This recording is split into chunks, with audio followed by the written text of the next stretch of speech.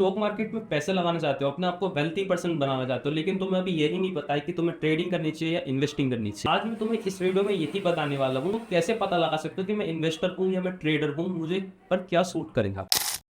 What is investing? Investing क्या है? Investing का सिंपली मतलब ये है कि तुम कोई चीज खरीद लेते हो या कोई एसेट खरीद लेते हो लॉन्ग टर्म के लिए, जो तुम्हें लॉन्ग टर्म में प्रॉफिट। एग्जांपल के साथ तुम्हें बताता हूँ, जैसे तुम घर में तुमने देखा होगा हमारे मम्मी पापा सोना खरीद लेते हैं कि लंबे टाइम में तुम्हें प्रॉफिट देगा। सपोज आज हमने खरीदा है 40,000 रुपये का कुछ सोने की क्वांटिटी खरीदी है, सोने की थोड़ी सी, अब लॉन्ग टर्म में जाके ग्रो हो जाती है 60,000 रुपये की, तुम्हें प्रॉफिट कितना हुआ? 20,000 रुपये का। वही होती है इन्वेस्टिंग। ऐसे ही शेयर मार्केट में क्या होता है, तुम किसी कंपनी का एक शेयर वैल्यू खरीद लेते हो छोटा सा, जिसके तुम मालिक हो। जैसे कंपनी बढ़ती है वैसे किसी शेयर का प्राइस बढ़ता चला जाता है और उससे तुम्हें आगे जाके प्रॉफिट होता है।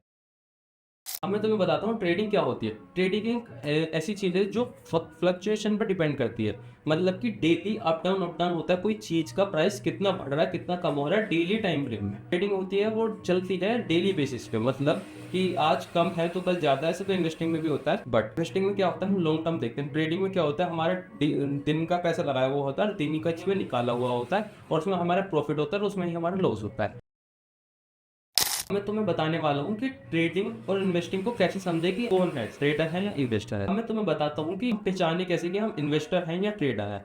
अब एग्जांपल के साथ, जैसे मैं हूँ, I am 20 year old and I am a BCA student. मेरे पास है अभी टाइम, क्योंकि मेरी अभी बढ़ती उम्र है, मेरे पास चीजें सीखने के लिए बहुत सारी है, टाइम भी है, ठीक है। मेरे पास कोई रिस्पॉन्सिबिलिटी भी नहीं है। अब जो होते हैं लोग जो 30 साल के होते हैं, 35 साल के होते हैं, उनको होती है रिस्पॉन्सिबिलिटी। जो मैरिड पर्सन है, सैलरीड पर्सन है, बिजनेसमैन है, ठीक है, उन पे नहीं होता बिल्कुल भी टाइम। उनसे रिस्पॉन्सिबिलिटी होती है, टाइम की बहुत शॉर्टेज होती है उनके पास, ठीक है। वो क्या चूज करते हैं, वो ट्रेडिंग में तो देखो, ट्रेडिंग में क्या होता है, डेली टाइम टाइम देना होता है, वो नहीं दे सकते। वो एक बार इन्वेस्ट कर सकते हैं, क्योंकि वो बार बार नहीं देख सकते प्राइस ऊपर जाता है प्राइस नीचे जा रहा है। बट इन्वेस्टिंग सिलेक्ट कर सकते हैं, क्योंकि उन पर टाइम नहीं है, वो एक बार अपनी आउट लगाएंगे और लॉन्ग टर्म में देखें कि हमें कितना प्रॉफिट। इन्वेस्टिंग जिसके पास टाइम नहीं होता, जिसके पास इतना टाइम नहीं होता कि वो ग्राफ पे देखे क्या जा रहा है, जिस पर डेली टाइम नहीं है कि मैं इस ग्राफ को देखूँ या ये शेयर कितना बढ़ रहा है, वो एक बार अपनी इन्वेस्टमेंट कर सकते हैं और आफ्टर 20 ईयर और 10 ईयर वो देख सकते हैं कि मेरा क्या प्रॉफिट हुआ और वो अपने अमाउंट को ले सकते हैं। There need. अब आती है ट्रेडिंग के बारे में। ट्रेडिंग कौन कर सकता है? देखो, ट्रेडिंग कर तो कोई भी सकता है, लेकिन ट्रेडिंग में भी ये कुछ चीजें आती है, जैसे ट्रेडिंग के बारे में पता होना चाहिए, उसकी नॉलेज होनी चाहिए इन्वेस्टिंग से भी ज्यादा।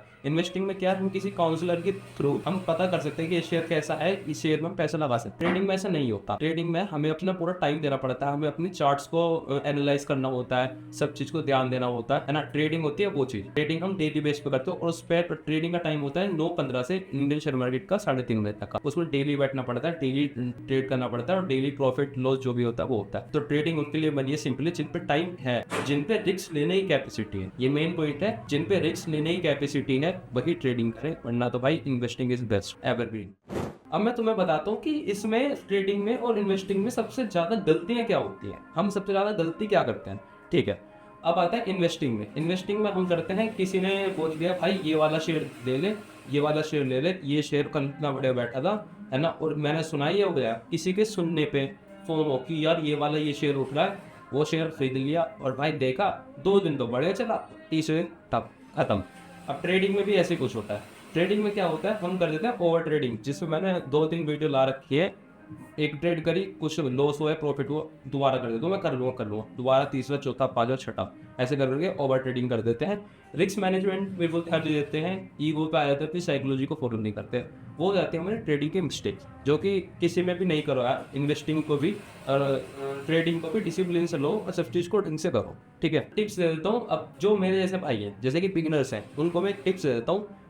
टिप्स लास्ट में देना चाहिए यार, मैं तुम्हें एक थोड़ी सी अपने एक्सपीरियंस से दे सकता हूँ कि भाई तुम ना कभी भी छोटे अमाउंट से कुछ ओ, जैसे एक वो है डायलॉग है कि जितना बड़ा बिजनेस उतना ज़्यादा प्रॉफिट, जितना छोटा बिजनेस उतना ज़्यादा लॉस। जितना छोटा बिजनेस होता है उतना ज़्यादा खा जाता है वो तुम्हें, है ना। वो तो कम टाइम में रन हो पाता है, बहुत रेयर चांसेस होते हैं जो बड़े बन जाते हैं, बट नहीं बन पाते।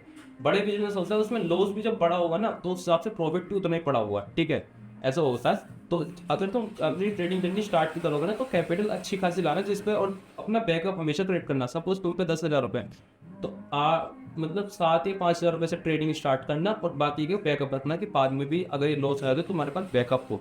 सेम इन्वेस्टिंग में क्या है, इन्वेस्टिंग में जितना है तुम उतना डाल दो। और हाँ, इन्वेस्टिंग में ये मत सोचना कि तुम्हारा पैसे जीरो हो जाएगा। पैसा कभी तुम्हारा जीरो नहीं होता जब तक तुम उस पैसे को निकाल नहीं लेते हो।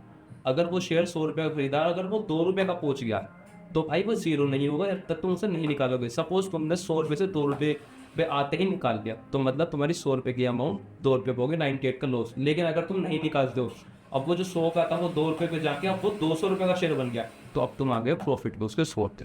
ठीक है, तो इस वीडियो में आज इतना ही। बाकी कमेंट जरूर करना कि तुम्हें वीडियो कैसी लगी, और तुम्हारा जो भी कुछ डाउट हो, मुझे क्या वीडियो में मेरी मिस्टेक्स हैं, मुझे क्या सुधारना चाहिए, मेरे समझाने में कुछ दिक्कत है, जो भी है भाई मुझे बिल्कुल रिस्पॉन्स देना, कमेंट सेक्शन में जरूर टाइप करना। जो भी है भाई मेरे से रिलेट करता है, मुझे अपना सुधारना चाहिए। बाकी मिलते हैं नेक्स्ट वीडियो में। ऐसी वीडियो के लिए मुझे सब्सक्राइब जरूर करें।